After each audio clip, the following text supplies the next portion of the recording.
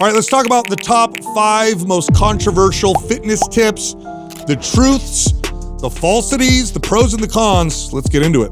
Yeah, I looked up what the top 5 most controversial fitness tips were, and they're pretty accurate. I agree with the list that I got. And what I thought when I saw them, of course, it's like, oh, I'm going to just break them all apart and dispel them all. But it's like, why do they exist and why do they stick around? And that's because there are some... You can make a case for some of them. There's some perceivable benefits, or they stick around for a reason, in other words, right? Like, why are they sticking around for so long? And or they can work, just not ideal. Or maybe not the way you think they're going to work. Right? Small window. So I'll start with the first one, which is extreme calorie restriction as a way to lose weight quickly. This... You know where this exists? I'm actually surprised that you searched this and this came up as controversial. Yeah. I mean, I agree with this, but I wouldn't have thought that Google or ChatGPT would have spit that out for you. Yeah, so it's controversial because fitness professionals will say, like, don't do this. But you know who promotes this the most? You guys know this. If you think hard enough, you'll remember. Who are the clients that struggled where you had to debate this the most? Where they'd come to you and they'd say, my doctor put me on this. Getting ready for your... they have clinics to support this. Extreme calorie restriction, actually, this is the most damaging. It gets promoted by the medical community oftentimes. And they're typically like these shake diets where they're eating, 700 or 1,000 calories a day, which I don't know if anyone's still doing it. But they still exist. I mean, I think here's the logic behind that is... You have somebody who's morbidly obese who is at high risk in so many categories. And it's like, we just need to get weight off of this person as fast as possible. Right. And so we are going to put them on the most restrictive, low calorie situation that we possibly can because it's live or die. And we've scared them into that. And so that was the strategy. The thought process. I know that's what they would say, but I had enough clients that were not in that situation. No, I agree. So that's how it's been promoted in the medical industry. But I got a lot of clients that would sit across from me and I'd be like, really? Yeah, you're not. You're not 200 pounds overweight or 100 pounds overweight. Yeah. You need to lose 30 pounds. Right. No, and the way that they'll back it up is they'll show the data and they'll show, well, here's a study sample of X amount of people who was on a 1,000-calorie diet, and what we see are improvements in triglycerides, improvements in other blood lipids, blood pressure drop. Therefore, this is an effective, viable intervention.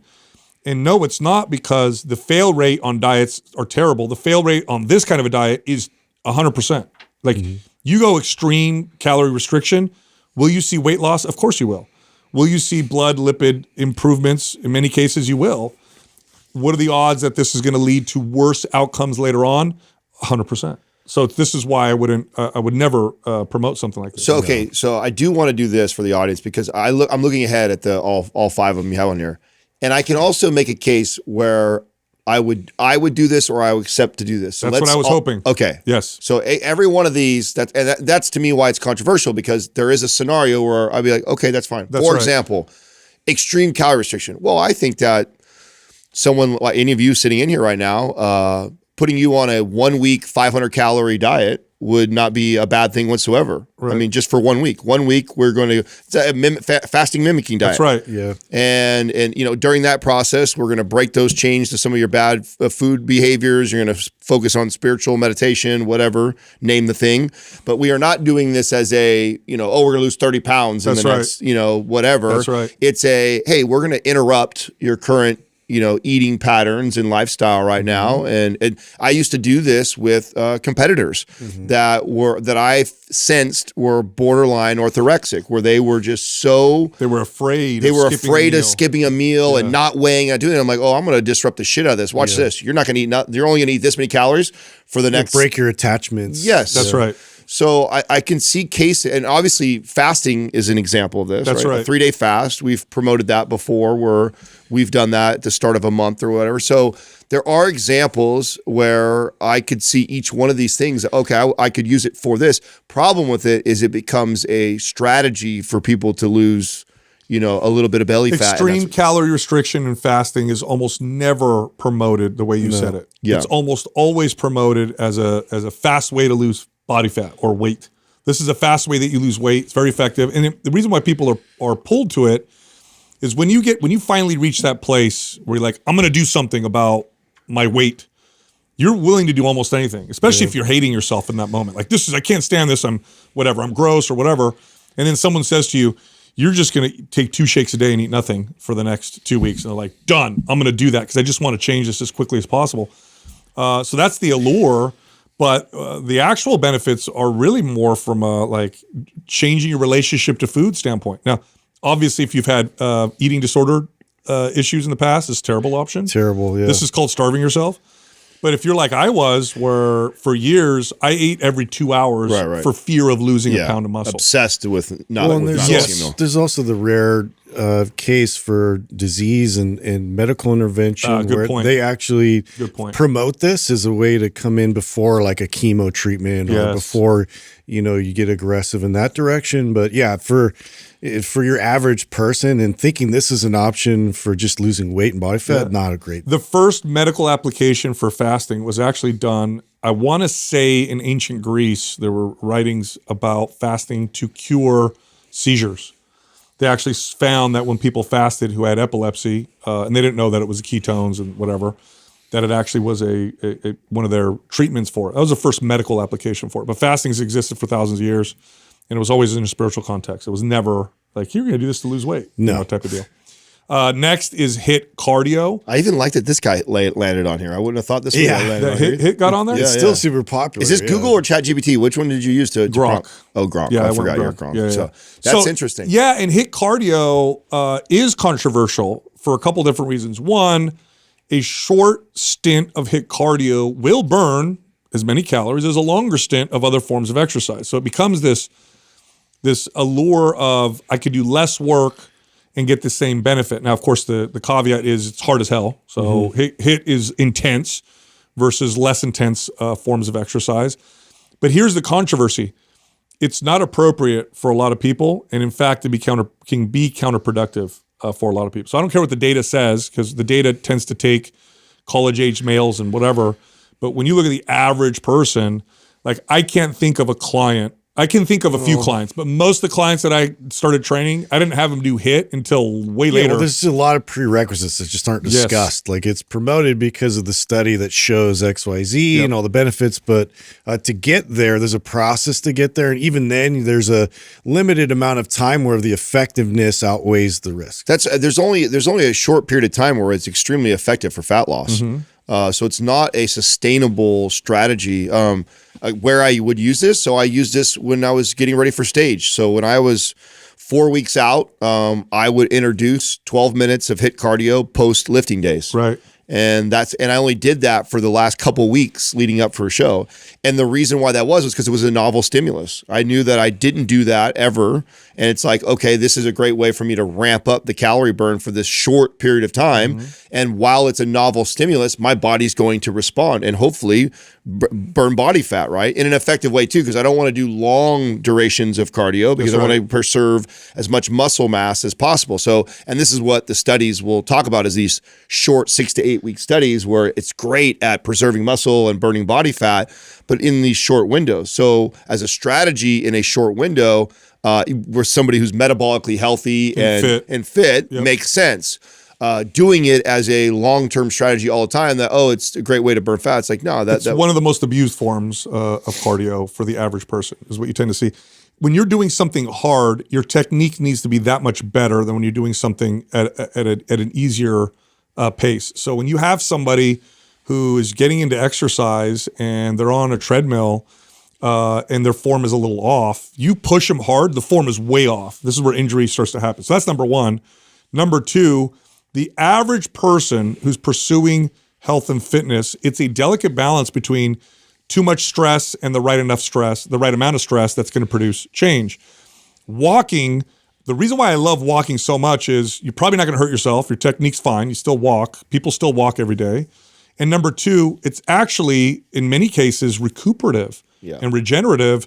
So when I'm taking a client and I'm looking at their stress bucket, I'd like to use up that stress bucket for strength training, not for other forms of it, unless they're an endurance athlete, which is totally different.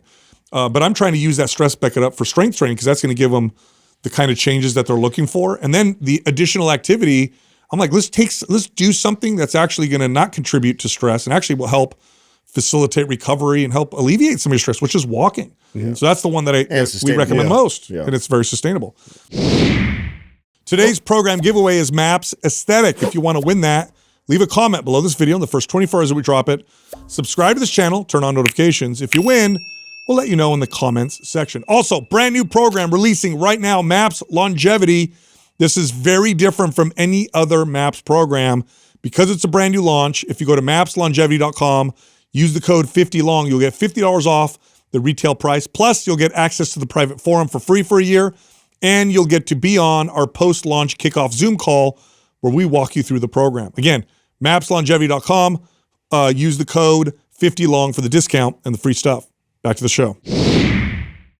Next is keto or low carb or no carb diets. They're the best for fat loss. You still have lots and lots of people that preach ketogenic or no carbohydrate diets for fat loss. There's a couple of reasons why. One, you do get more weight loss in the short period of time than you will with other calorie matched diets. It's not body fat though. It's water. It is water loss, but people like the scale going down, so this keeps it popular. And you have to contend for the rebound. That's right. Number two, black and white diets in the short term, people love that. Like if I could give someone like 1 or 2 rules to follow, people, they flock to that because it's not like when I say eat a balanced diet and eat healthy, people are like, what does that look like? I don't know what to do. If I'm like, don't eat carbs, like done.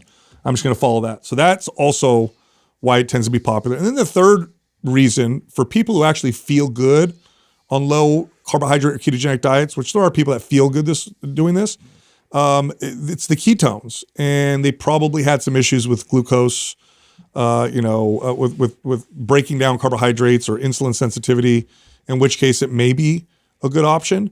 But long term, it's no more effective than any other diet. And I would argue it's too restrictive for most people to live in a normal That's life. the main. So not flexible. Like, very similar to the HIIT cardio. This was something as a strategy that was used towards the end of a prep for a show. I knew that if I ate mostly high carbohydrate through most of the prep, and then as I got heading into the showtime, those couple weeks of doing all this stuff, cutting down on the carbohydrates was a quick way to drop weight and water weight leading into the show. But the thing that I could never do long, and I try to do it just for overall health. Remember when he talked about it years ago on the show? It's just so restrictive. So to live that way and to think that, you're going to consistently, and you have to understand too that eating healthy is restrictive enough. Well, this is here's another level. I think the thing that people don't take into consideration also is when you do restrict from carbs for a long period of time and then you reintroduce them, you're very sensitive. Super. So it's like, okay, if you really believe I'm never going to have chips, ice cream, any sort of carbohydrates, no tortillas, grains, no rice, grains, no potato. I'm going to cut that out for the rest of my life and I like it. I feel good. It's manageable. I'll do it forever. Great. But if you think you're good at doing that for weeks or a few weeks or a month at a time, and then you go off, like when you go off, you're so sensitive to it that the rebound effect is far worse. It kicks up your appetite like crazy. Oh, yeah. And then you suck up all that water that was out of your body, and people freak out on a keto diet when they'll have one day of eating out, and they're like, how did I gain 7 pounds? Like, all these pounds of fat back. It's water. It's water. water. But that's not good for health relationship. It can turn into one that's not so great. By the way, this is coming from someone who feels great on a ketogenic diet. I'm not on a ketogenic diet all the time because it is so restrictive, even though I feel generally best eating a very low carbohydrate. I love it for lowering inflammation and the cognitive effects of it. So I mean, there's a place for it, but to be confined for a long period of time, not a good idea. No, and then athletic performance. This is just, I hate it when keto zealots debate this. It's like there's zero data that supports athletic performance is the same on a ketogenic diet. Maybe low steady state, yes, that's true. And even hiking, and even those guys like the Zach Bitters of the world, right, who are world record holders for the long distance running. They will stay keto, and then when the actual day comes of they have carbs. Yep. And he doesn't need a lot of carbs because he's so sensitive to them. So his body then utilizes them really rapidly quick, right? So I think there's there's definitely benefits to this, but long-term wise, unless you're somebody with a rare thing like Michaela Peterson, where you're just debilitated. Yeah, autoimmune issues for sure. Yes, that makes sense. Next up is spot reduction. So this is the idea that I could target a part of my body, train that part of my body, and burn body fat from that part of my body. In other words, I got belly fat, so I'm gonna do exercises for my core. Or I got body fat on my thighs, I'm gonna work out my lower body, and it's gonna burn body fat from my thighs. Now this has been studied so many times. This is not how your body burns body fat. It's a systemic fat loss that happens, dictated by genetics.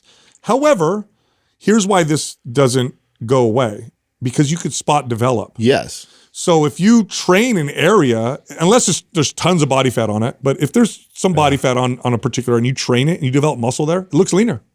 It looks leaner because the muscle underneath it is more sculpted, it's stronger, it's more developed. So you look in the mirror and go, they said spot reduction was a myth, but man, my legs look way leaner. When you have muscle underneath body fat, you look leaner. Look at somebody with developed arms. They could have higher body fat on their arms, but their arms still look more muscular than somebody who has very little muscle on the arms. And even the abs, I mean, aside from somebody who's carrying, 30, 40 pounds of body fat, but if you're relatively lean, you're in the teens, right? Somewhere between 10 and 18% body fat, and you develop your abs, you'll see them more. You'll see them more. And so therefore you'll look leaner there, but you certainly are not losing body fat in that area. That's not why they look that way. It's because your muscles have grown there, just like anywhere else. Yeah. Now here's the other reason why this one sticks around. And men and women both experience this, but women in particular experience this, that they'll suddenly notice that their body stores body fat differently. Mm-hmm. Now I remember, and I apologize to all my early female clients, because I was taught this. I was taught it's your genetics, it's all in your head. And yet women, and they were told by the doctor, they'd go to the doctor and be like, I never stored body fat in my midsection. I never stored body fat like this before. I don't know what's going on. I'm doing what I used to do before, and suddenly my body looks different. And they would all be told, or you're just overeating, you're not counting your calories properly, or something changed or whatever. No, the truth is, hormone profile. Their hormones changed, and your hormones will change how you store body fat. And going through perimenopause, menopause will do this. But also men and women, if you're under a lot of stress, prolonged periods of time, chronic, and you're not handling it well for whatever reason, visceral body fat increases and belly fat goes up. And this will happen for both men and for women. So hormone changes will change how you store body fat. And I think this contributes to this myth of spot reduction, because they'll say, oh no, this is where I'm storing body fat, and I never have before. Lastly, that supplements are game changers. Like the thing that's missing that is going to make a huge difference in my fat loss or muscle gain, or it's going to change how I look or feel in big dramatic ways, is this supplement or this stack of supplements or this bottle of pills or whatever. That's just false, period, end of story. There is truth, however, in filling a nutrient deficiency. That is a game changer. Yeah. If you lack a nutrient like vitamin D, magnesium, iodine, zinc, selenium, iron, these are all common ones, B vitamins, and then you suddenly supplement with that nutrient, you feel so different that it's like your whole life changed. Mm. Those are the single cases where supplements are in fact game changers. Yeah, I think that's one of the two reasons why it's so pervasive in our space. I think the other reason is because for the longest time, the way you made money in the fitness industry is selling supplements. That's right. Mm-hmm. There's just not a lot of money anywhere else other than getting people to buy supplements every single month. So unfortunately, a lot of the research, a lot of the studies, a lot of the conversations that fitness people have are geared around supplements because it's their number one way to make money. And that's the unfortunate part, is it's talked about way too much. To your point, yes, if you are deficient in something, that it's common, like vitamin D, magnesium, you name it, and you supplement for it, it absolutely can make a huge difference on all things: sleep, building muscle, all the above. Hormones, health, everything. Yeah, so that game changer for that person who is deficient in something. But as far as all your performance supplements, even the greatest ones like creatine that we talk about is amazing.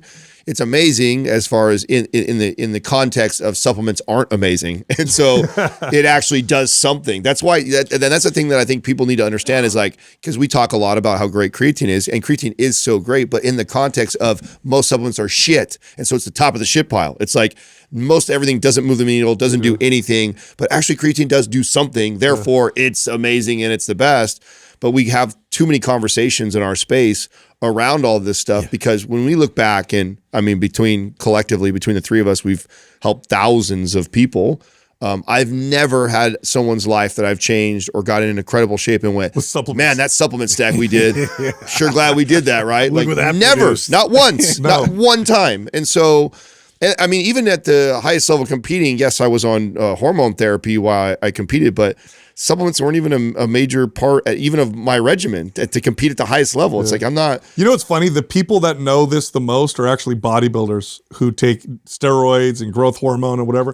They actually laugh at supplements and it's funny because they'll take anything that'll give them an edge. They'll take all the things and then promote one supplement like it's a factor. Yeah, no, it doesn't. To Adam's point, if you were to compile every article, social media post, every YouTube video, every clip around health and fitness, a disproportionate percentage of them will be dedicated to supplements. For sure. So it's distorted. The view is distorted precisely because the information that's coming out is geared in that way. So if we were to get the right amount of supplement articles that actually correlated to how much they help, 1 to 2% of everything you ever read or will read in fitness and health would be around supplements. Literally 1 to 2% of every article would be that. Everything else would be on the stuff they can't sell: sleep, training, and diet. Yeah, to me, of all the ones we have right now, this is the one that drives me crazy. I mean, and I don't know about you guys, but my family has known what we've done for a decade, right? They always ask you about supplements. Yeah, very aware of the conversations we have on here, how big the podcast is, how influential,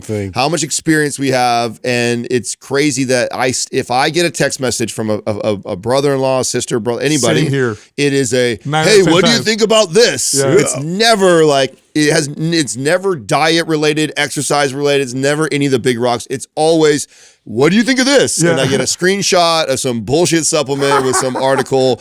And I'm just like, fuck, it's so crazy that you are related to me. And I've been preaching this for 10 years. I don't know how many hours of content out there. And we've been touting this forever that it doesn't do shit, yet that is still what I'll get from my own family. You know what the problem is that we also have a medical industry that is heavily, obviously largely funded by drugs. And in some cases, they're life-changing, absolute life-changing. In many cases, if you were to apply the lifestyle changes that would contribute to feeling better and compare it to the drug, it kicks the crap out of it. Like you take, for example, one of the most widely prescribed category of pharmaceuticals are antidepressants. It's very widely prescribed.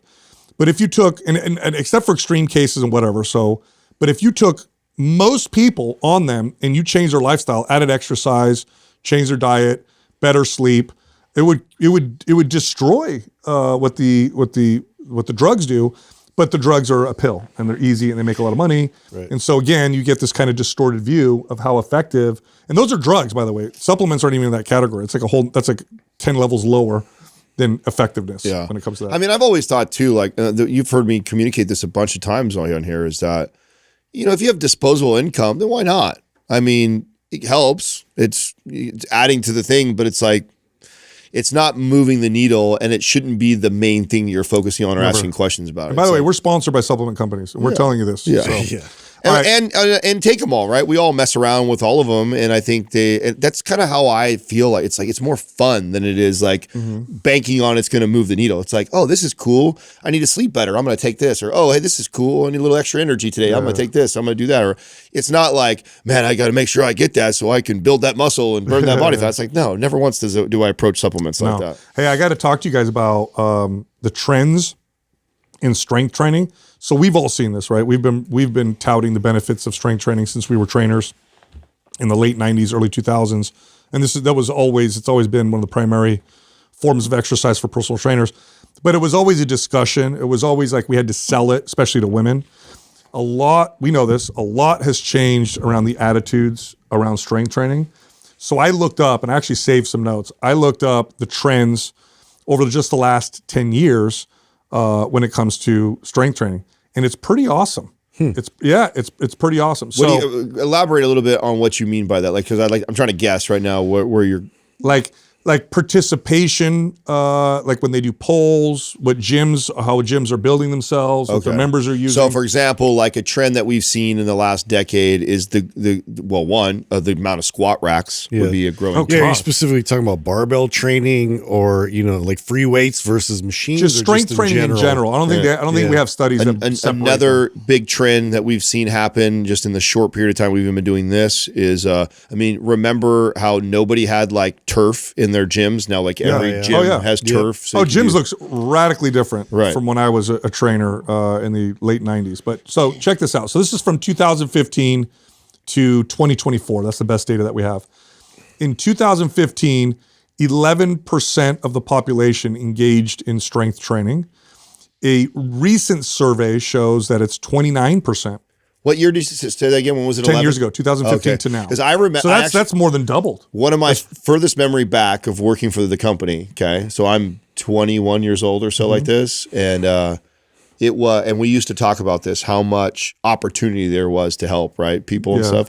We were penetrating 4%. Oh, I remember that. 4%. Yeah. So 10 years ago. What is it now? Oh, I said almost 30%. Wow. We do strength training 2 days a week. That's what it says. Wow. That's a big percentage.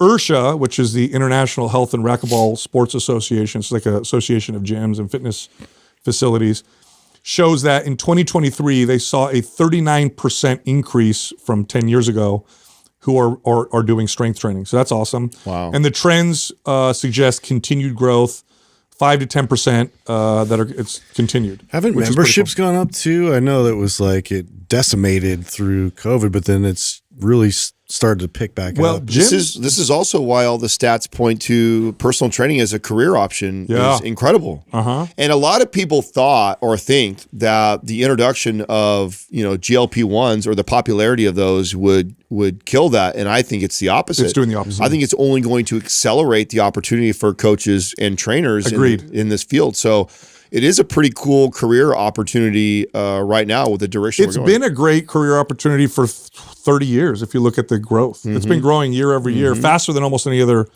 industry. It's amazing. So here's one of my favorite stats. In 2015 to now, the hashtags revolving around strength training, so like strength training, powerlifting, there was about 40,000 posts that would use hashtags like that. In 2024, it's 2.5 million posts. Whoa.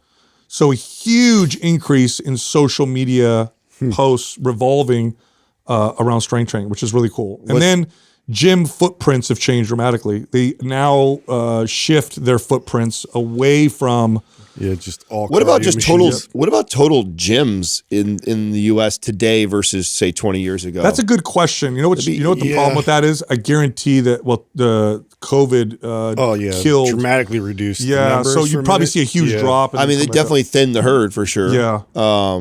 But even then, we had such a massive boost because of the explosion of CrossFit, because those were popping up every other place. I mean, for a decade. But you got to imagine, so many of them shut their doors. They did. I remember I think we talked about the stats on the show when we were going through COVID, how many were shutting down. There was quite a bit.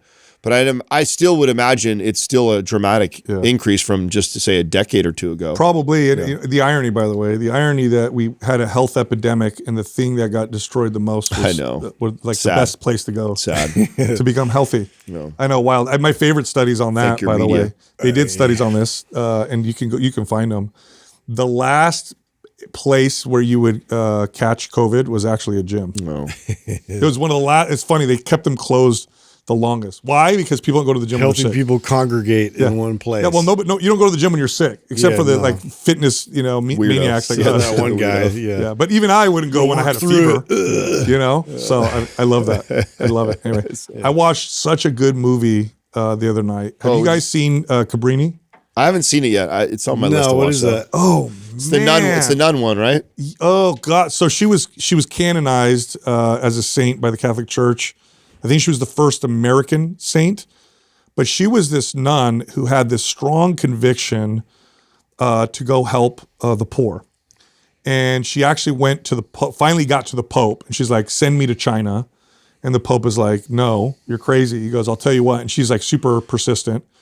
And he's like, I tell you what, why don't you start in America? And if you do well there, then I'll let you go to other places. So he sent her, and this was the early 1900s, to the 5 Points in New York City, which I don't know if you guys are familiar, but in the early 1900s, Italians were the main immigrants, and most of the Italians that came were poor, they were uneducated, many of them come from southern Italy, and it was like dangerous and terrible, and there were a lot of orphans, lots of orphans. Was this the Bill the Butcher kind of era? Yes. Yeah.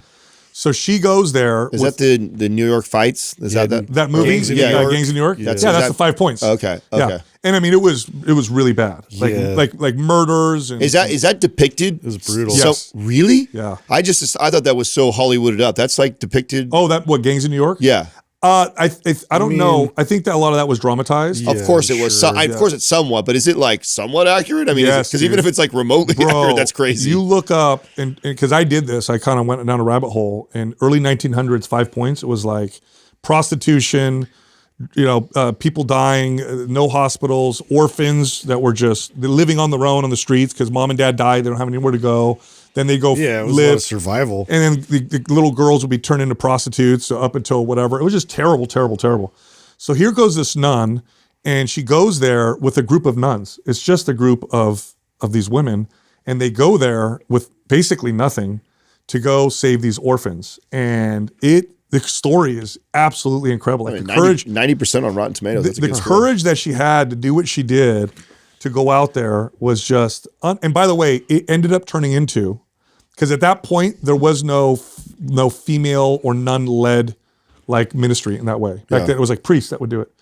Hers turned into the largest that they ever had, and it spread all over. So if you ever see a school or a hospital or anything that's Cabrini, it's named after her. Okay. And what she did. So good. Cool. I'm laughing because how different of content we're watching right now. You're watching Mobland. I'm into Mobland right now. We're chainsawing bodies. That was great. Gangsters are killing people just to make a point.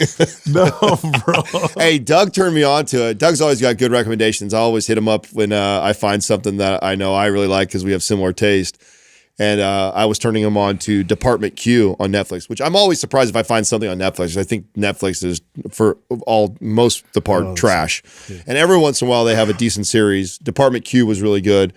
And he's like, had you seen Mobland yet? And I was like, no, I didn't. I think I had to get Paramount or something like that. It's another one of the. I think it's Amazon. Yeah, you need to buy it though if you don't own. Paramount. It's through Paramount. So if you don't own Paramount, you have to buy it through Amazon. Anyways. Really good. It's got Tom Hardy. It's got Pierce Bronson. Dude, he's a badass jiu-jitsu fighter, by the way. Have you seen him in tournaments? Hardy? No, I didn't. I heard. Yeah, he's pretty. And he plays a badass. In this. Yeah. He is the main mobsters. Like, what do you call those guys? Like fixer. Fixer. There you go. He's like the fixer, and he plays that role. Enforcer or whatever. So good. Awesome. So good. Dude, so if you guys haven't watched that, there's this scene, by the way, Cabrini's very historically accurate. There's this part where because back then people were very like racist against Italians, and there was like the wealthy part of New York, and she was banned from trying to get money from wealthy from anybody who was wealthy, but definitely anybody who was non-Italian. The Pope literally told her, or no, her cardinal said, you can get money, but only from Italians. She's like, so you want me to get money for poor people from poor people? And he's like, yeah, that's all you can do. So she was really smart. She went to the New York Times, I think it was, and brought one of the reporters to the 5 Points. And he wrote a very famous article, which was something like, rats live better than these people do. Wow. And that article stirred up so much and got them so much money. Interesting. She got in trouble for it, but she's like, well, you didn't tell me I couldn't go. Which I thought was so cool. Since we're sharing things that we're watching right now, because I did my questions the other day. Somebody's asking me about reading, and I'm not reading right now, or at least not that much. And I'm watching a lot of things. And one of the things I went down the rabbit hole is Alex Hormozi has this series on YouTube, and it's kind of Shark Tank-esque, or I don't know what maybe you would compare that to, Doug. But what he does is he takes somebody, and they're typically people that have a somewhat successful business already. They're already deep into six figures. Some of them are even like $1 million or whatever like that in revenue. But they're not big businesses. They're private small businesses that are trying to scale, and they're stuck or they're losing money. And he basically does this like 50-minute deep dive in front of you on their business, and it's really, really good. I mean, very informative and all different, like across the spectrum of like. So totally, entrepreneurs should watch this. Yeah. So if you like business, you like entrepreneur stuff. I mean, I've learned a lot just from sitting down and watching a few of those where he does a really good analysis of someone's business, and in 50 minutes he like fixes these people's businesses, and it's pretty cool. That's awesome to watch. So if you like content like that, I don't know what the name of it is. I'm sure if you did Hormozi Google or search on YouTube Hormozi business, something like that, it'll pop up. Yeah, it's got a whole playlist of them. So I got to ask you guys a question because I just read an alarming study. I don't chew gum. I never chew gum, but do you guys chew gum? Is that a thing that you guys do? I go in phases. I'm not right now, but I normally do. Available, which is like never. So I told you what happened with my son. We gave it to him, and then we found out that was messing up his stomach and everything like that. That was pretty stupid of me. I didn't realize that. So gum is microplastics in it. It's a big source of microplastics. I knew it before you even said it, dude. It's a big source of microplastics. Why? The manufacturing process of making the gum. Just not regulated. Each piece of gum has between 100 to 1,000 microplastics. Dude, are we gonna? Is there anything that's safe for we're that? Slowly turning into plastic. Well, I mean, you're right. I mean, the manufacturing process. Remember, these are machines and stuff, packaging. Little tiny microplastic pieces will go into, bottled water or whatever things that you're ingesting all the time, or even, things that you put in your mouth that you got to make sure you wash or whatever. So you're chewing on on gum all the time. I mean, you have 5 pieces a day. It's like 5,000 pieces a day of these microplastics that you're probably ingesting on a daily basis. So something like that the information like that comes out, I imagine it opens the opportunity for somebody to create like microplastic-free gum. Yeah, like safer. Is there not something like that exists already? Has not somebody made? Good to look that up. Yeah. It comes to you in a glass container. How did you even find that? Were you just reading an study? Article? Yeah. Yeah, it was a study that it's making waves. It seems like we're studying a lot of that right now. It feels like why we were totally unaware. Yeah. We were totally unaware, and now they're looking and they're like, "Oh, cool!" Everywhere. It's another. Everything is structured around it. I mean, it's been so convenient for sterile products and environments. Like, but again, we didn't know the harm. Down the road, and it accumulates in your brain. Another bad one. I was actually just thinking about this because I was guilty of this up until relatively recent. I was chopping up my butcher box meat, getting ready to grill, and I used like wood things, but a lot of people use those plastic ones. Oh, that'll do it. And when you cut on those cutting boards, little tiny plastic. Oh yeah. I mean, you could actually, and you look at them, you could see it. Oh yeah. And so I used to have those, and so I used to use those because they're really easy to clean. You can throw them in the dishwasher, so they're like super functional. But when you actually think about it, and I don't know why that never does, because again, we weren't talking about it very much. I never thought of it. Yeah, I didn't. It didn't really cross my mind. Like microplastics are so small, you don't see them. Easier to wash, so people like the convenience of it. But I know I went back to the wood. See, so there already is gum. Oh, so there are top plastic-free, non-toxic gum brands. So they have them. They do have them. How do they guarantee there's no microplastics in them? Well, I think it starts with not using plastic in the process. Okay. I'm sure, right? That's why I was wondering, like in gum, obviously I have no idea. Actually, they put plastics in gum. It appears to be. Yeah. Like polymers and things like that. Oh my God. Yeah. So they were intentionally. So it's not an accident? It's not an accident. Well, that's why I was like, how do you accidentally do that? But wow, really, Doug? So they were. Is that what it says? It does say makes that it more earlier on pliable. here. That's like crazy. Yes. BHT. Let's that's see. Cool. Here you go. Let me see. Hey guys, you want some estrogen? That's wild. You know what? Yeah, so conventional gum often includes plastic polymers like polyethylene and polysibutylene. So that's what it which is. are It's not even in the synthetic compounds derived from petroleum. It's actually put in the gum intentionally. That's cool. Nice. That's awesome. You know why? Because they weren't told they couldn't. Yeah. So they'll exactly. So they'll do what they can. Well, and like anything else, all those things are the dosage that has to show any harmful. That has to be ridiculous. So it's okay, no big deal. Yeah. Do you guys remember? I don't know why I'm thinking of this. Do you guys? This is like the worst Halloween treat, or I don't even know why anybody even like what the point is. You ever eat those wax lips or wax? Yeah. What are you supposed to do with those? People chew on it? You eat them. I have no idea. And swallow it? I think so. Did you do that? I'm sure I did. You chewed on it? Sure I did. Wax? I don't remember if I swallowed it or what. I tried it one. I'm like, who would do this? Yeah, I'm pretty Are you sure supposed to That's chew on old wax? school. Doug, I have no idea. That's your generation, Doug. That's like the first. I was never big into wax lips. For the record. Yeah. That's like an old school can. You know what I mean? I know. I remember. They have other versions of it too. They had ones that they had these like ones that look like little soda pops that had Yeah. and you just eat the whole thing. You At eat least the whole I thing? ate the whole thing. I bit off the lid, drank it. Huh? Yeah, I ate the whole thing. Did you? Yeah. I don't think you're supposed to. Look it up. That's like legit. There they are. Look. See? Are you supposed to just eat them? I do not know. Why don't you type in, are you supposed to eat them or chew them? Well, That's what I want to know. They make them edible. Because, I mean, if they tasted good, I would have done it, but they didn't taste good, so I never understood. They didn't really taste like a hint anything. of cherry. No, you don't eat the wax lips entirely. Well, They're son of designed a to be bitch. chewed like gum to extract the sugary sweetness and flavor. Then the wax is discarded. While the wax is made from food-grade paraffin and is generally considered safe. You know, when they say generally, that means not. You know what I'm saying? Yeah. That means it's not. It's like not recommended per se. It's not going to kill you right away. But it's not I looked something up. I wanted to do. Oh wait, no, real quick. I got to ask you about the Butcher Box. You mentioned Butcher Box. Oh, the box that we have. yes. You said you found it hell easy. All you have to do is do Mind Pump Butcher Box, and I think it's actually the second highest search thing that pops up. And you can see the box that was created for us by us, right? So we put together all of our top personal bangers. favorites that we tend to order on a regular basis from there.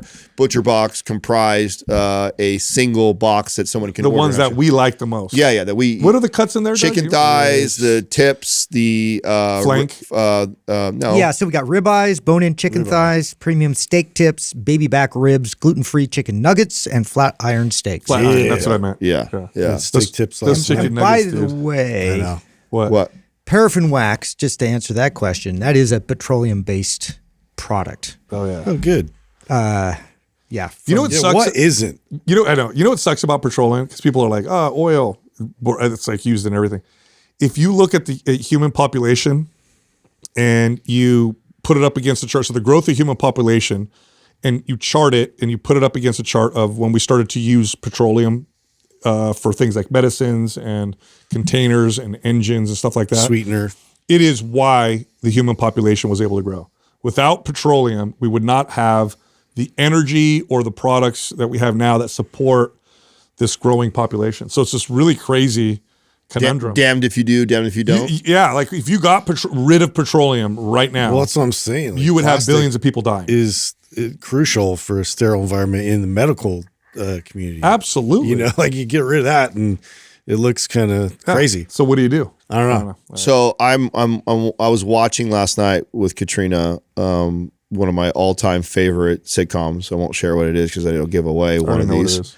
So I'm watching it. It's a way older show. It goes all the way back to when I was in high school, and it was just I can still watch reruns and I still crack up. Okay, so it made me go like, you know what? What are like the 10 most iconic, memorable characters from some of the most famous sitcoms that you guys can think of. And so I want to hear you guys, I'm going to see of 10, like I did the top 10 and listed all of them. I don't necessarily think if I agree with all of them, but I definitely see if I get some. Yeah, see, I wanted to see if So you guys. how far back does it go? Like we going to All time. 70s or are we going like up to? It's pretty all time because there's I'll tell you this, there's only one or two, or there's one that goes really far back. There's two that go pretty far back. Okay. But all the rest I'd were. say the furthest for I could think of for like 50s would be like Lucille Ball. That's one. Oh, good job. Good guess. That is the furthest back right here that I was going to say one of the characters from Leave It to Beaver. I would have said would have been the other one, but Lucille Ball is the other one. I bet you Gilligan. I bet you have Homer Simpson. Do they count cartoons? Oh no, they didn't count cartoons. That would have been a good guess. That had to be. That's the longest running series. It's gonna be right? Dwight from The Office. Ooh, okay. So Office is, but it didn't go down. This is the part where How I can didn't like. you not have Dwight? He's the most iconic.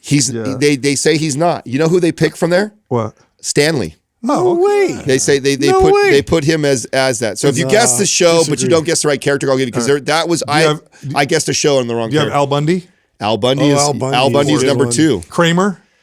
So I thought Kramer too. This is what made me. I'm watching Seinfeld. That's my all-time favorite George? show. George is actually George who they put as more iconic. And I'm like, okay, I can because George has a bigger role. Memorable, yeah. And he's very memorable. How about Three's Company? Nope. Wow. Nope. Nope. That's a tough one. Yeah. Let me think. Who else? What's his name from the Cosby Show? Dad. Oh no, he's not on there. No, it's not very. I feel like he's not that iconic. He was on the list. They took him off. They found out. What was his name? Doug, you have any guesses? I don't know. Frasier. Kid Dynamite. So Frasier is Niles from Frasier. Yeah, Niles. Yep, Niles from Frasier. I never watched that. I didn't either, but that's another great. Here's one that I should Anybody from Cheers? No Cheers characters. Oh, yeah. Okay. So one I don't know that I would have never got is from MASH because I didn't watch MASH. I was gonna say MASH, dude. Charles from MASH is on there. Was it the Alex dresser? from Family Ties is on there. Oh yeah. Okay. And then Ron from Parks and Rec. Oh, okay. So you guys should have got that. Yeah. And then Barney Stinson from How I Met Your Mother. Okay. So those were the ones. And then You know what I I hated wouldn't about have MASH? guessed any of those. MASH came on. When MASH came on, I knew the TV shows I liked. The cartoons were over. Every time. All the cartoons were over. Oh, They yeah. came on after cartoons. I hated that. Yeah, like, I was like, oh god, this is depressing. I'm out. It came on. There's You I'm remember gonna go the play music? outside. I don't remember what was on before, but you're right. It was like there's like 2 or 3 like cartoons you would watch before, and then There were MASH 2 things that also. would come on that meant cartoon time was over. It was either MASH or it was Soul Train. Soul Train. Thank you. Yeah, that's on the Yes. weekend. Soul Train was the weekend cartoon. Yeah, Everybody's Done. getting into it. And I would watch it for a little bit because you'd see some wild dancing. Isn't it crazy to think that kids have unfettered access to cartoons Whenever they want. 24/7 like that? It makes me wonder that if we did, how You know how difficult- funny it And is? nothing is scheduled for them. You know, isn't that weird? You know, hey, speaking of that, I've cut out the iPad completely. Good. The only thing we use it for right now is his Legos to build his Legos. We have some school stuff that he does on it. But I switched. I was watching something. It was actually the guy who is the guy that wrote "Coddling of the American Mind," and then we watched him speak at the ARC event. Author. He's also like Doug's finding it right now for you. Yeah. You know who I'm talking about, Doug? I do, Jonathan but- Haidt. Jonathan Haidt. Yeah, there you go. So he wrote another. He's the one he's been studying this for some time, and he was talking about that cartoons and television for our kids are not as bad as you think. It's the way they consume them on the iPad, because the iPad is so all consuming, and the types of cartoons they're watching. It's cut. But if so- watching a cartoon with your kid is not on a television is not that bad. And so he was explaining the difference of that. And so I've just committed to that with my son, is that if and when he wants, you watch together. we put it on the TV. And what I've noticed is really interesting is he doesn't even really, he ends up playing with his Legos, and he'll check back. He'll hear a part he remembers, and then you'll see him watch it for like 2 or 3 minutes, and he'll go back to So building. you his end up watching the cartoon? Yeah. So yeah, I end up watching more of the cartoon than he does. And I'm like, okay, I can already see a difference between the two. And it took I'd say about a week to wean him off completely, because he'd asked I have for an it. app for you that you might want to check out that my wife found. It's called Minnow, MINNOW. It's all Christian based cartoons for kids.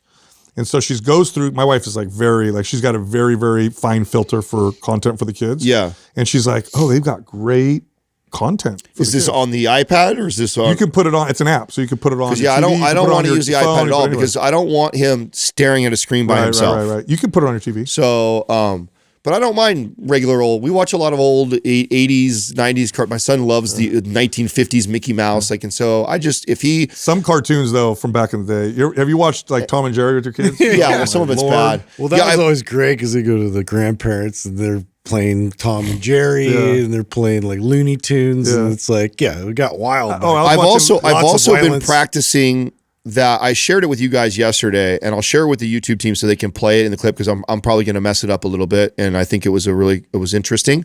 The power of not saying no to your kid. Yeah. I thought that was really cool. Basically the strategy is, when your kid asks for something, instead of just going no right away and putting them in that like defensive place right away and them reacting, is saying, after you do this and this, ask me. Yeah. Or how about you ask me after you finish this thing? Yeah. Neuroscience fact. When your child asks for something and you feel that immediate urge to say no, there's actually a better response that helps build their emotional regulation skills. I'll explain the neuroscience behind this and what you can do about it. When they hear no immediately, their brain triggers a stress response in their amygdala. But when you say the magic phrase, ask me again, after your chores are done, after you finish your homework, or after you get ready for bed, something fascinating happens. Their prefrontal cortex, responsible for planning and delayed gratification, kicks in. They start connecting actions with outcomes. Plus, they feel heard rather than dismissed, which strengthens your relationship and helps them feel secure. Ask me again after gives you time, while teaching them good things come to those who contribute.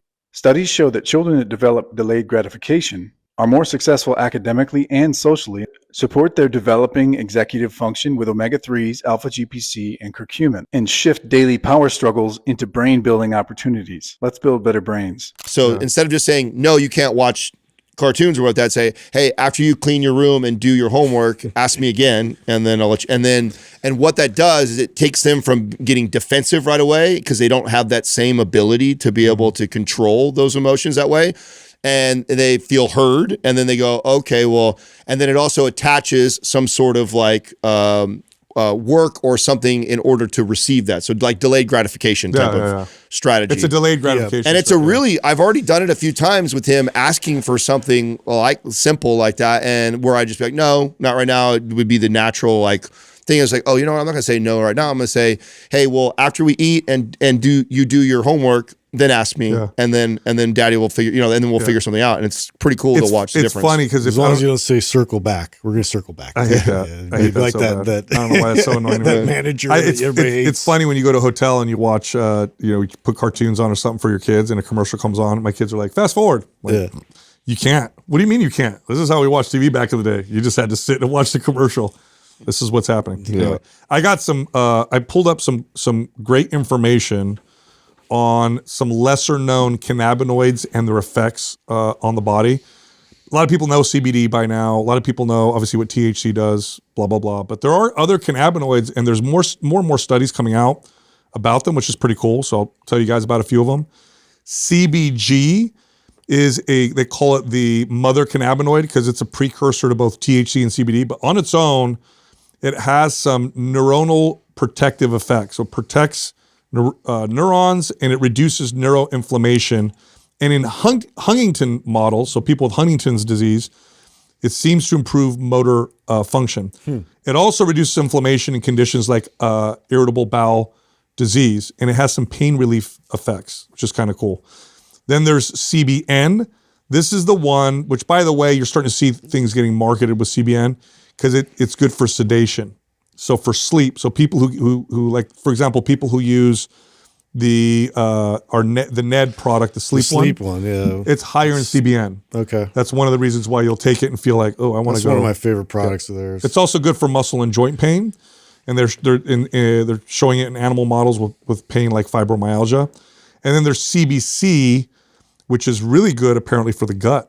For gut health. Now, Sal, how does Ned do this, since they have all these different products that are, one stress or for sleep, and they're a full spectrum based?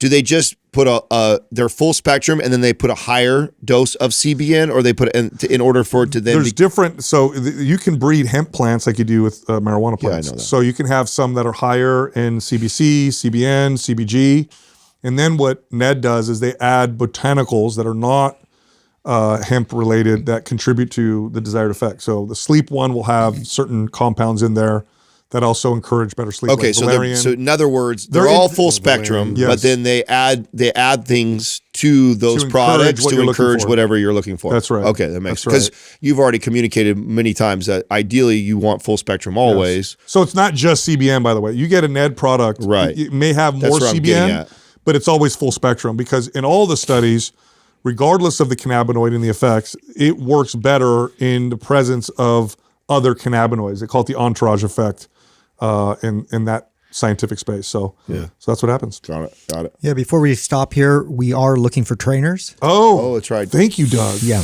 We're hiring trainers. Yes. We do not put this call out very often because we're very picky over who can work here, over who can train. They represent us the most. So a good trainer would represent us well. A bad trainer would be a travesty.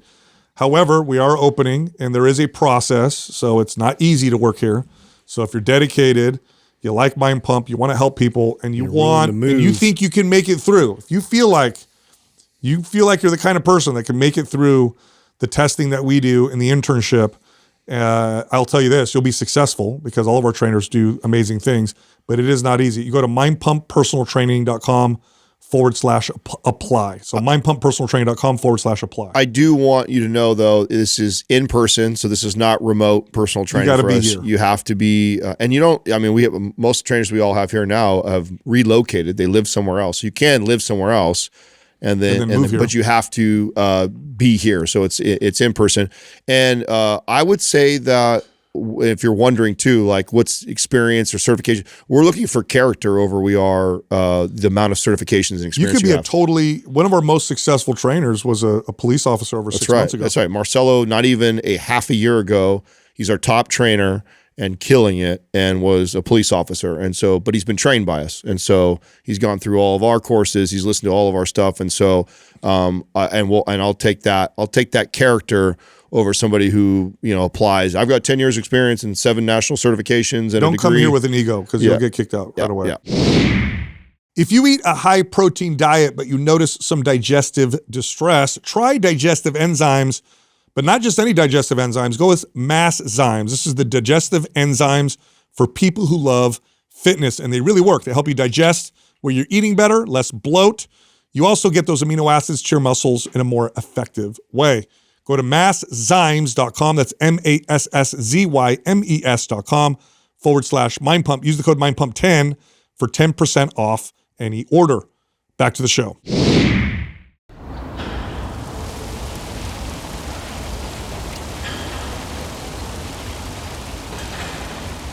Our first caller is Zoe from New York. Zoe, what's happening? Hello. Hey, what's up, guys? How are you? How's it going? Good. It's nice to see you guys again. I was on, I think, like a few months ago. I have another question for you guys. So I'm a competitive power lifter, and I just competed, I think, like a week or two ago now. And I'm currently kind of in between weight classes. So I'm in the 65 kg weight class. However, I'm weighing in at like 61 kg. So I'm really low. I only made it in by 1 kilogram. And it's kind of working against me. The other women I was competing against were like basically 10 pounds heavier than me, because they were way higher in that weight class. So my question is should I try to cut and get into the 60 kg weight class? Or should I bulk, try to get higher and build more strength in the weight class I'm currently in? Or should I just like accept it and like be where I'm at for right now? What a great question. Yeah. And if I remember you were really strong last time we talked to you. You guys, what were your lifts on this last competition? What was that? What did you hit? What were your numbers? So, it wasn't my best competition, but I did do a PR for my squat. I got 270 pounds, which I was really happy with. Wow. I got for my bench press, I think 148 pounds. And then for the deadlift, that's where I kind of messed up. I just had an off day and I only got to 280 pounds. I tried 300 or 303 twice, and it just wasn't my day for that. So, man, you're strong. Okay, so this is a really good question because it's actually quite nuanced. It depends on who I'm talking to. It depends on what's going on with them. How serious they are about powerlifting versus where you feel best. Yeah, their health and where they feel best type of deal. Is this this seems like a very serious sport for you? Like you really are trying to pursue. Okay, and how long have you been training for? Well, I've been working out for like 6-7 years now. I'm only 19 currently. I turned 20 in February, and but for powerlifting, it's really been like about 2 years. Okay, and how tall are you? I'm 5'5". So you're 5'5", and you weighed in at 134 pounds, basically. Yeah. Okay, and so you're pretty lean. I'm pretty lean. I took a body fat test percentage thing. It's like the one where like you hold your arms out. Yeah, I don't know how accurate it is. It said I was around 19% body fat. I don't really know how accurate that would be. But. You are lean at that body weight and height and being as strong as you are. It would serve her to go up. Yeah. So, and then are you healthy otherwise? Like you have a normal cycle, all that stuff, the signs that show that you're doing good with your health? Yeah, that actually, I'm with a hormone specialist now because I was having issues with that a while back, but now it's totally normal. Everything seems really healthy. Okay, so. Go up. Yeah, go up. Because of your age, your experience, how lean you are, it would probably be healthier to go up. It's only benefit you. The only reason I would tell someone like you, after all these questions asked you, to not go up would be if you're like high body fat. High body fat, poor health, joint pain, or I can't eat more. It's really hard for me to eat more. I'm stuffing myself. In which case, I'd say, okay. How is eating for you, by the way? Do you feel like, I could eat more? I could definitely go up in weight. I always feel like I can eat more. I eat like mostly whole foods, and I'm like just always hungry. It's ridiculous. Have fun. Go Perfect. up. I know. It's get strong. Right there for you. Get strong. Go up. Let your body fat go up. I weighed in pretty heavy. This was not when I was powerlifting. I was just training. I was like around 140 something pounds, and that was like pretty heavy for me. I didn't feel great, but at that time I also was eating gluten. I found out I have a gluten intolerance. I took a test. And so I cut out gluten, and that's the only change I made. And I dropped like 10 pounds. That's water. Water and inflammation. Mm-hmm. Stay away from gluten. Stay away from gluten. It's not going to make you stronger. It'll take away. Definitely not. No. No, go up. Build and go up, and let your body fat percentage get up to the low to mid 20s, which is probably where you're going to feel the strongest. It's probably really where you're going to see your best numbers. And that'll put you right in that category of 65 kg. So go for it. Okay. All right. Sounds good. I think that's, and I don't track my calories at all. I kind of track protein just to make sure I get enough, and I'm way above what I'm supposed to be eating. But I think my other question would just be like, in terms of trying to bulk and put on more muscle and more strength, is it okay to continue not to count calories? Yeah, you're fine. Just add a meal. There you go. Okay. Exactly what Adam said. Just add a meal. So do what you always do, but they go, now every day I'm going to add this one meal. Yeah, so whatever your regular cadence is, breakfast, lunch, dinner, post-workout, throw an extra meal in there. Make it like a 400-calorie meal or something, with some substance, and that's it. And definitely feed. Like if you're hungry, feed yourself. Like, and this is the time to take advantage of that. The fact that you do have an appetite and you seem hungry, don't find yourself restricting. If you're hungry, just make good choices. Feed yourself. Okay. All right. Yeah. Awesome. Thank you guys. I sent a video over just before I hopped on of the 270-pound squat. If you wanted to look. Yeah, dude. We'll play that on. Yeah, we'll link it on here for sure. Yeah, great job, by the way, especially at your age and what you're doing. And the only thing I would tell you, the only advice I could give someone, because you're doing great, is to mind your mobility. You're really strong, and for your size, you're really strong. And so be careful with your mobility, because you're going to you haven't even hit your peak of strength. And so injuries become a real challenge as you start to get stronger and stronger. Unilateral type of training will do you well. Yeah, because you're going to want to chase those numbers, and you'll get those numbers, but an injury sucks. So that's the only thing I would tell you. Yeah. All right. Sounds good. And you guys, last time you sent me over MAPS Prime Pro, and I've really enjoyed that. And I've been doing that I'm a personal trainer as well. So I've been doing that with some of my clients, and it's been super helpful. So I appreciate it. Awesome. Great job. All right, Zoe. All right. Thank you, Zoe. Awesome. Thank you guys so much. You got it. That's great.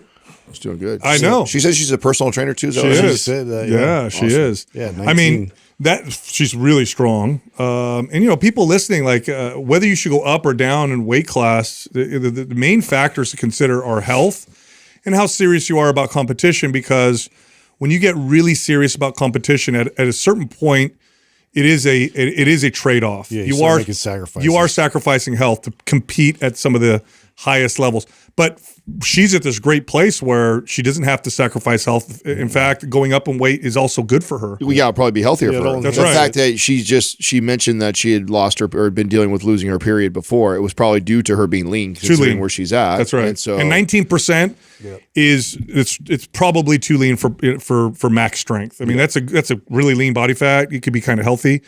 But for a woman powerlifting, and for women in general, typically it's low 20s where you'll see best health. Yeah. Our next caller is Carlos from Texas. What's up, man? What's up, Carlos? How you doing, Carlos? Hey, guys. How y'all doing? Good, man. Good. How can we help you?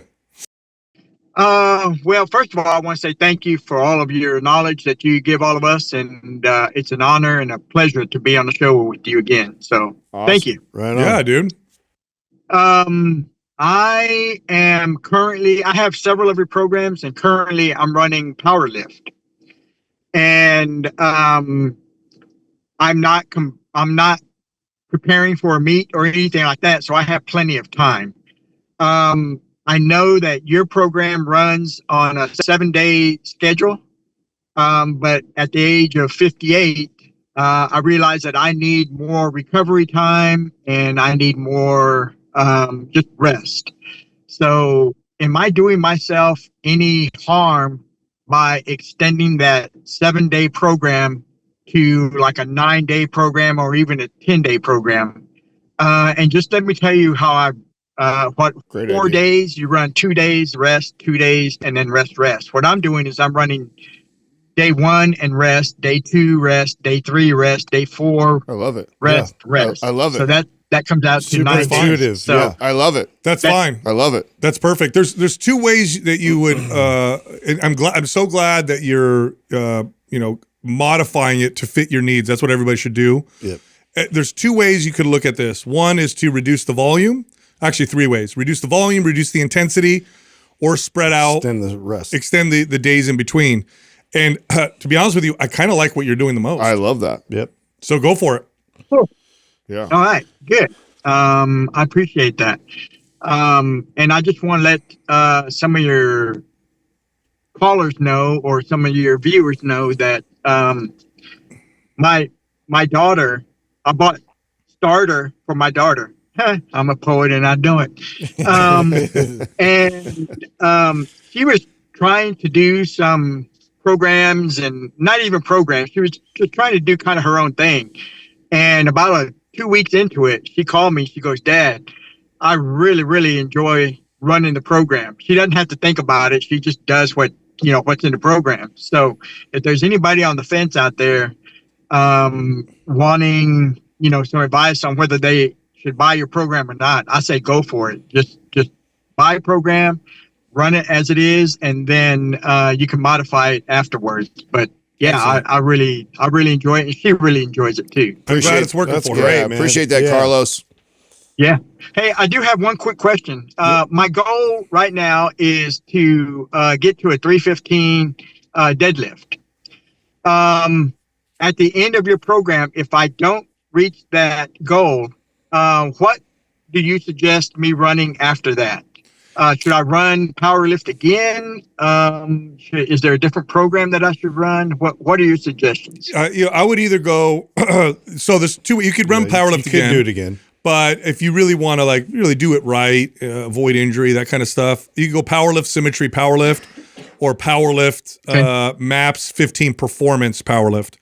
So those would be both good options that would kind of maintain stability, your joint integrity, and then go back into Powerlift. Yeah, you might like the 15 protocol, given that the rest is an issue. Like that might actually resolve that for you. Yeah, so 15 Performance would be a great way. Do you have that program, by the way?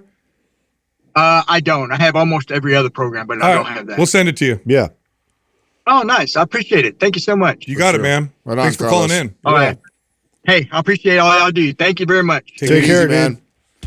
Yeah, he brings up a great point that every workout program is designed around the 7-day week, and I get it. It's because 7-day calendar. You have your work days, you have your weekends. It's able to, you can schedule the workout so that every week it looks the same and it works in your schedule. So that, I don't want to dismiss that. I think it's a big deal. But for people who have the flexibility, I mean, bodybuilders have done this for a long time, where they don't follow a 7-day schedule. They do like a 2 on, 1 off, or 3 on. Listen to your body. It all revolves around that. It sounds like he's really kind of honing in on that, which is good. Our next caller is Ben from Minnesota. Ben, what's happening? What's up, dude? Hey guys, thanks for having me on. You got it. How can we help you?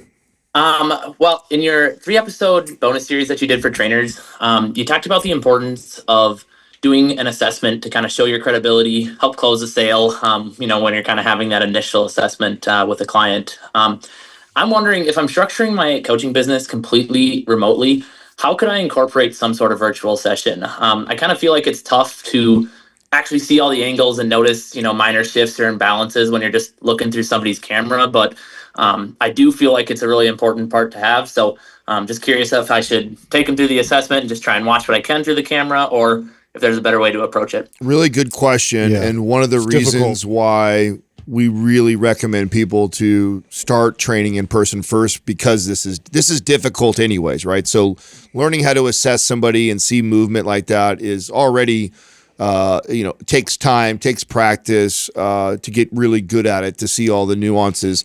And then to do that in a virtual setting, it's just that much more difficult. Have you trained in person before doing online? Do you have experience doing both? Yeah, so I've been a personal trainer for about 4 years. I did it via a gym, and then now I do some group training stuff. Good. So here's how I would do it. And there, by the way, are you going to attend the webinar? Because in the webinar, I'm going to be covering questions that you could do virtually that you can make a part of your assessment. And I know it's about sales, but it's going to be very relevant to what you're asking. I'm not currently signed up for it. That's like next week in June or something, right? Yeah, get on there because I'm going to get into detail, but I'll give you some of the cliff notes. So number one, when you're getting on a call, have them send you pictures of them from the front, side, and back, and have them send you a video of a squat, front and back, and you can do a couple other things if you want. And what you would do is you would screenshot whenever you notice the deviation, and you would circle it on the picture, and you send it back to them. And you'd say, hey, I noticed how this is happening here. Let me tell you what's happening. By the way, do you ever feel pain in this area? Yes, I do. Okay, there's a couple things we can do to correct that through exercise, and you can explain it and say, do you see how that would work for you? So that's one way to do it. The second thing is a lot of the assessment you do virtually is really about asking them questions about their fitness history, asking them questions about how much time they have that they can devote to exercise and diet, and their diet history. And what you're doing with that is you're kind of revealing the client to themselves. So I'll give you a great example, okay? A good example would be, what you could do in your assessment would be, hey, on a scale of 1 to 10, how serious are you about accomplishing the goals that you told me about? 1 being, I don't care at all. 10 being, I definitely want to do this. And then you let them pick. Now, 99% of people, once you kind of set that structure, all those parameters are going to say anywhere between an 8, 9, or 10. Like nobody's going to get a call with you if they don't care, right? They're obviously, but you have to define what a 10 means. And a 10 just means, I really want to do something about this. Not like I'm going to work out 7 days a week. And so when they send that to you, the reason why it's really important is because once they've told you that they're very serious about accomplishing this goal, what's less likely to come up later is, well, let me think about this and see if this is something I want to do. And so you're getting ahead of the potential objections before they pop up. That's what these kind of questioning looks like. So the main gist of an assessment for someone like you virtually is to communicate your value in a way that makes sense to them, not to communicate how smart you are or communicate that you know things, but rather, is there a way I can communicate to this person where they're going to see it's valuable to work with me? And a lot of what you're doing virtually is diet. Most of what you do virtually is support in diet. So the questions might look something like this, like, what are the sticking points for you when you try to get on a diet? At what point do you find that you fail? What does it look like when you fail? Do you tend to go way off the diet, or is it a little off and then you kind of go back on? And then when they answer those questions, then you would go back to it and say, a lot of people experience that. Right around week 6 is when people tend to fail on it. And when they fail, they tend to quit. And here's what I found. And you explain how you in the past have coached people through those problems. And then you followed up by saying, can you see how that might help you? And they're going to say, yeah. And all you're doing is communicating your value. Why would they work with you versus when they've tried to do it on their own? Does that make sense to you?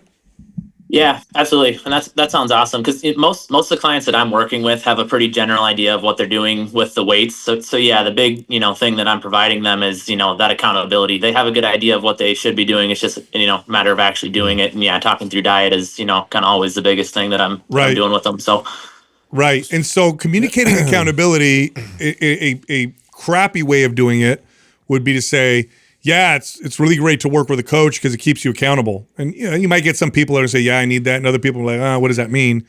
A better way of communicating that is going to be something like this. Once you get you ask them some questions and they reveal to you that, yeah, when I try doing diets, I gain the weight back, or I find it really difficult. And you say, what I found with people is, first off, everybody goes off their diet. There isn't a single person I've ever worked with that is perfect right out the gates. Nobody is.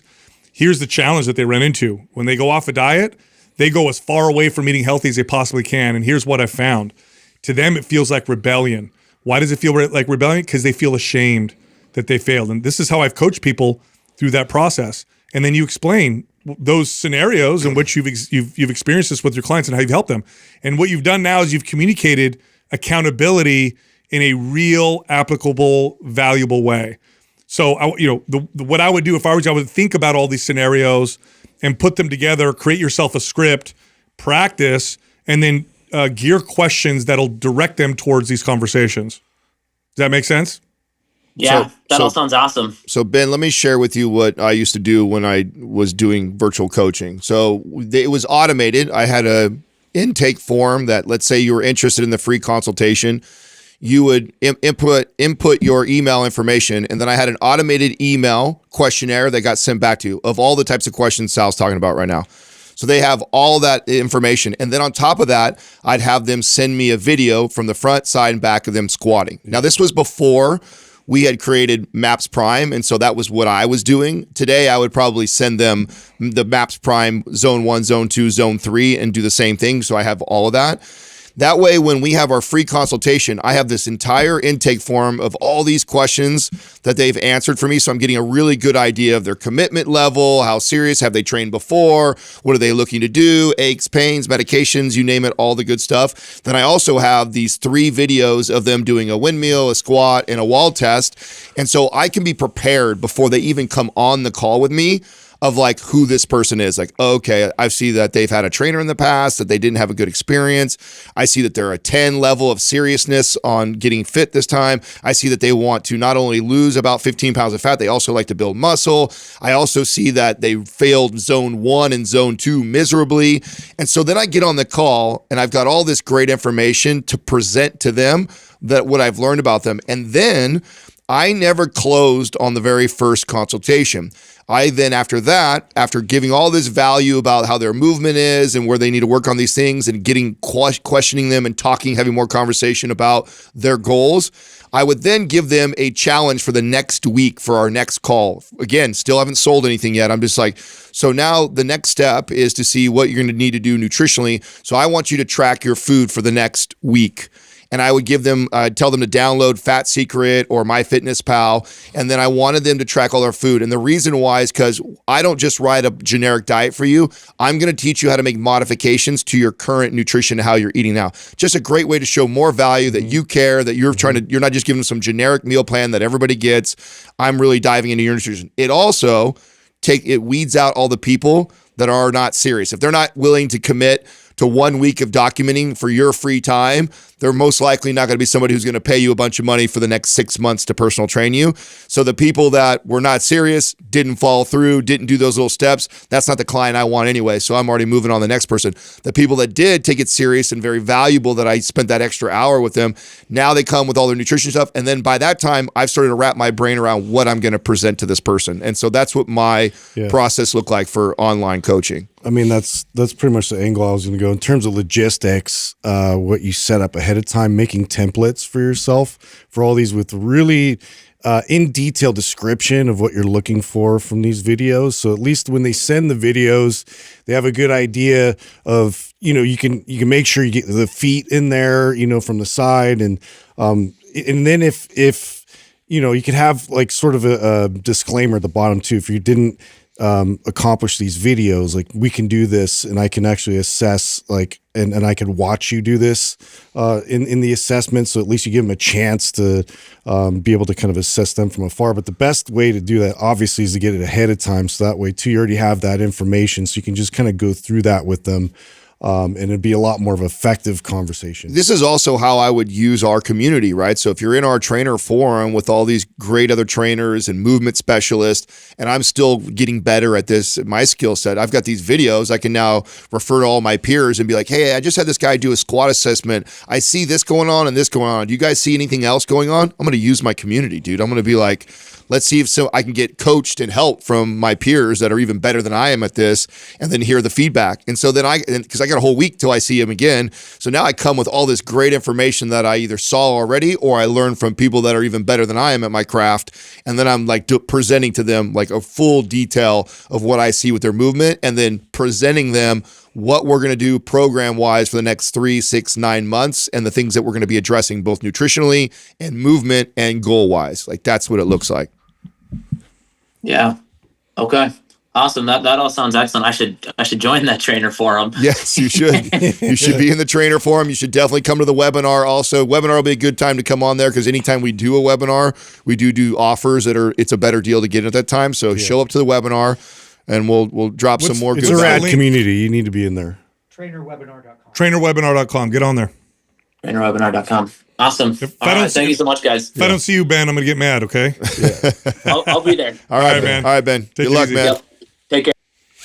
Yeah, I love questions from all these. We're getting more and more questions from trainers, which is really good.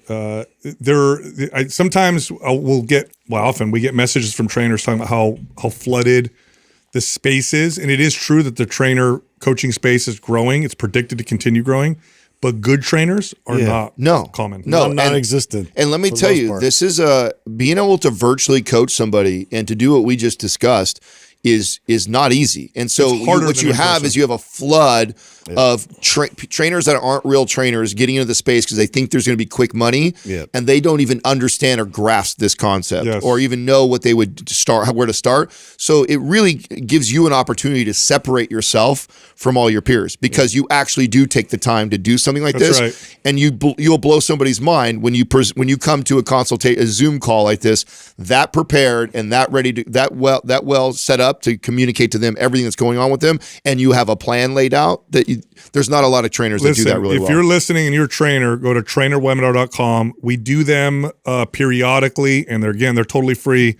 And our goal is to create more good trainers, not just more trainers, more good trainers. Our next caller is Amelia from Austria. Hi, Amelia. How you doing, Amelia? What's happening? How are you? I'm fine. I'm so grateful. Thank you for this opportunity. I'm very, very grateful. Yeah, I appreciate you. How can we help you? So I'm going to read because I think otherwise I'm going to mess up. I'm a medical student, and I'm slowly getting to the point where I should start having an idea of which direction I want to take. The way you have changed the fitness industry is something I truly admire, because you don't just teach health, you make it livable and real for people. I want to help people the same way you have helped me and many other listeners. So which medical specialty or career path would allow me to bring the same kind of impact to the medical world? I want to work with a holistic approach to health, where prevention, movement, and education come before medication, and where health becomes something truly accessible to everyone. With AI and other changes coming, I find it hard to know which direction will have the most meaningful long-term impact, especially since this is actually my second career path, as I've already lost too much time by taking advice from the wrong people. And also I wanted to ask if you could give me some advice on how I could build something along the way, because it would probably take me around 15 years until I can finally practice on my own, and I would love to build something along the way. And I have some ideas, but I don't know if these are good ones. And I would really appreciate your advice. Oh, I know exactly. Yeah. I think I know exactly where would be a good idea for you to go. So the question essentially is like, what direction should I go to be able to help people the way you've helped people in fitness, correct? Through medical though. Yeah. Okay. Yeah. I see a massive need for more medical practitioners who are experts in female health, female hormonal health, perimenopause, menopause, but who also understand nutrition and exercise, who can help them. We have so many listeners that are women that call in and say, it is hard for me to find a doctor that understands my symptoms, how to work with them, with diet and exercise, how to work with my hormones. What does that look like? It's a growing field. It's also a place you could start right now, not as a medical practitioner, but as a fitness individual. I know you said in your question that you're in our course as a trainer. You could already start working with women on their health from that perspective, and give them help with exercise and diet. But you already have some medical background, so you'll be able to direct them in the right direction of where to get help. But would you mention that, like working with a client, or would you just like coach them like as a fitness coach? I would coach them as a fitness coach, but I would put in my bio that I'm a medical student. Yeah. Okay. Yeah. Okay. And would you grow a social media account along the way? Because my idea was that we have a very good community at our gym, and I went to the gym owner and I talked with them that I would really love to give like small educational courses, like talking about, I don't know, nutrition or why protein is very important, like the topics you mention all the time in your podcast. But I don't know, the conversation was kind of weird because I knew that his intention was kind of in a very non-holistic approach way, I would say, and it just didn't feel right. So I don't know if this is an idea I should like pursue further, because like one of my best friends, they have a hotel, and I was asking her like if I should do some small courses there, would that be a good idea, or should I just create like Instagram posts, like you always say in your course that you should create posts like with the topics like your clients are coming to you. Yes. So I didn't know the direction Sal was going to go. I actually love the direction. I was going a different direction. I thought someone like you with your background and your interests, and you probably are familiar. Are you familiar with Dr. Cabral? And are you familiar with Dr. Brink? You have the movement specialist in Dr. Brink, and then you have the Eastern Western medicine guy in Dr. Cabral. That combining that type of knowledge and creating a profile around that. So and the way I would approach it if I'm you is, as I'm learning from Dr. Brink, I'm making posts as I learn. Like he just taught me something today about ankles, and I was blown away by some knowledge or some information around that. So that becomes a post. I share as I learn. I'm sharing. I'm coming from that perspective. Don't try and talk to people as if you're the authority. Share as a medical student on their journey. So come from the perspective of, I just want to share my journey into health and wellness. This is what I'm inspired by, and I hope I can help others. So that's kind of how I would position my social media. Is medical student who's learning this and learning that, want to share my journey. Yeah. And then as you learn, and what a way to really cement that too, right? So as you learn something, one of the best things you can do is turn right around and teach it so that you'll be better familiar with it. So that's exactly what I'm doing. Every day that you learn something new in class, or every day that you learn something new from Cabral or from Dr. Brink, that becomes a post on my social media. And you're not getting worried about selling anything yet. You're not worried about if you're going to it's like literally just sharing your journey and allow it to organically grow like that. Yeah, I think number one, the most important thing you should do is talk to people in person, and then use social media as a way to add value to that, and then see what happens with the social media. But don't bank on growing your business through social media. Always talk to people, talk to groups, at gyms, at hotels.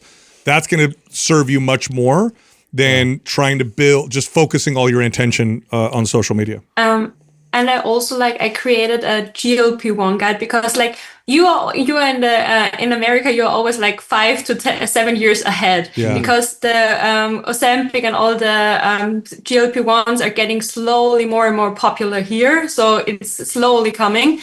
And I thought that it would be really nice to have a GLP-1 guide, how to center it around, with steps and all of that. Valuable. But I didn't know where to push it. I was should I go to the practitioners and give it them as a small brochure and say, hey, this would be a good guide. But I mean, I'm only a student, so I don't feel like I have the authority to do that. So I think it's, Don't come from that perspective. You don't, whether one person reads it or 1,000 people read it right now, it doesn't matter to you. All that matters right now is you're on this journey, and I think your idea, your reasoning is incredible. That's enough right there. Yeah, and just share the process and the journey. Don't worry about getting it in the hands of hundreds of other people or lead generation, all that stuff. We're not there yet. Right now, it's just you have a passion for something. I think you have a great goal.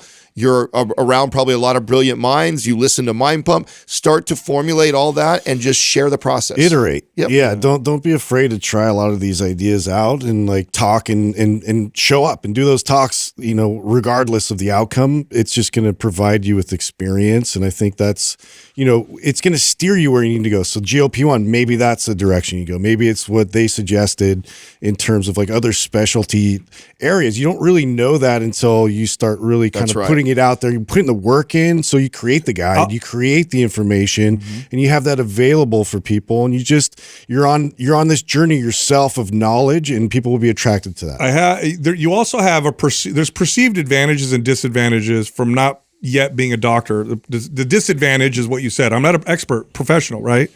What's the advantage? I'm open-minded.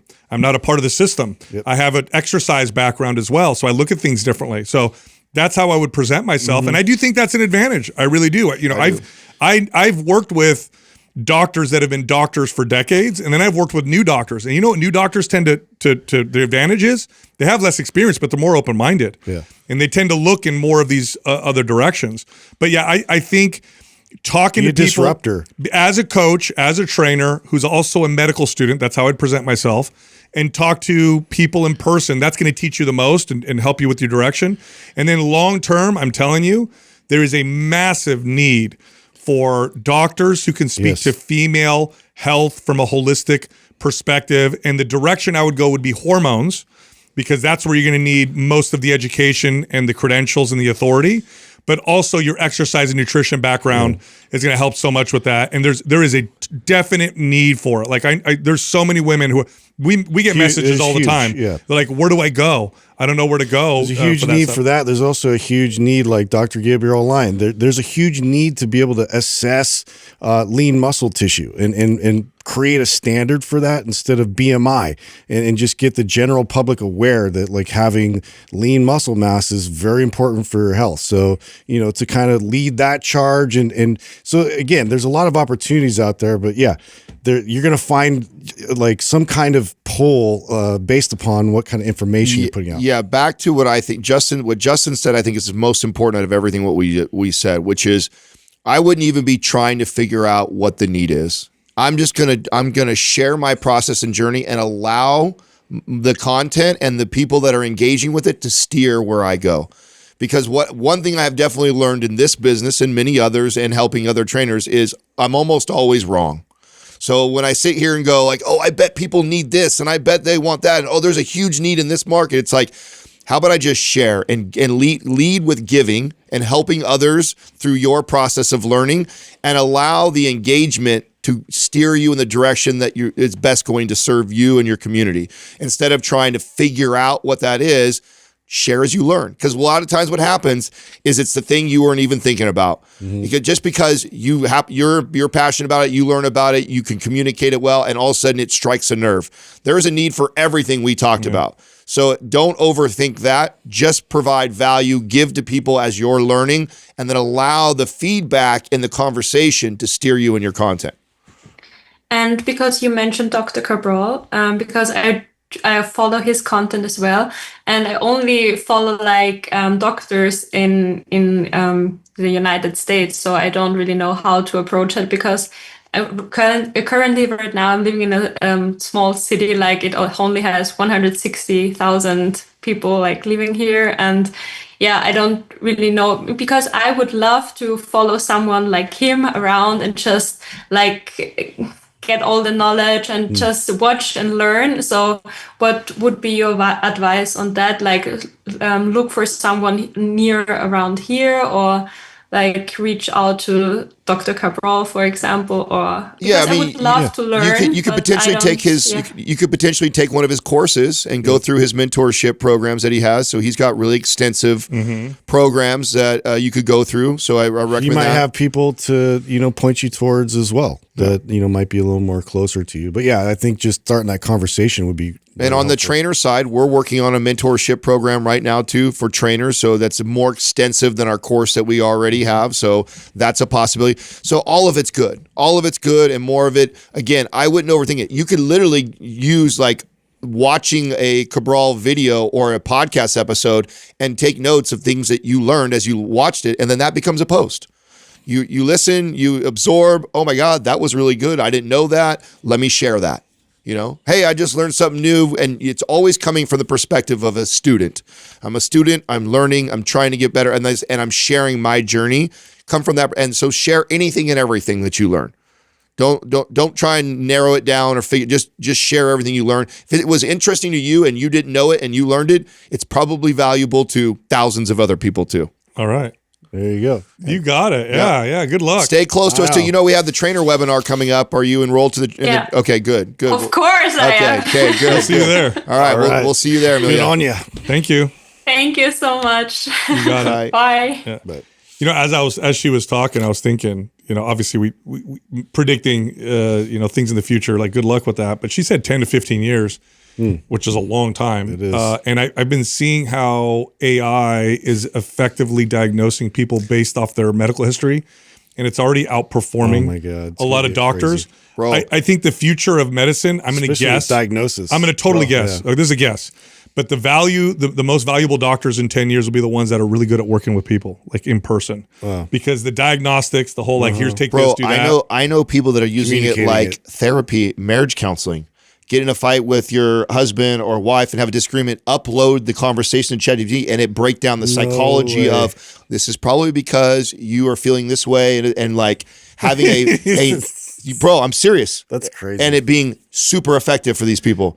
Can't get it on the same page with your wife or what like that. Uploads the ultimate moderator. Bro, yes. Yeah. Working as like a non-biased moderator. Yes. It's biased. And then of course it's biased. And then being the person goes like, wow, I didn't think that could be a possible, like, bro. That's crazy though. I mean, it's being, so it's good. So trying to predict 10, 15 years, forget that. Luck. Just share the journey. Share the journey as you go through. Work on what you can do. That's right. All right. I know you liked that episode. If you did, check this one out. How strong should you be? Ever wonder if you're actually strong, or at least compared to people like yourself? Today's episode, we're going to talk about that, and we're going to help you determine how strong you should be, and also talk about the steps to getting strong as fast as possible. In fact, we're going to talk about the fastest way to get bigger and stronger all at the same time. I know keeps Adam up at night. Yes, it does, actually. And I know that you wrote a really complex episode here, but I think Justin's metric has been the one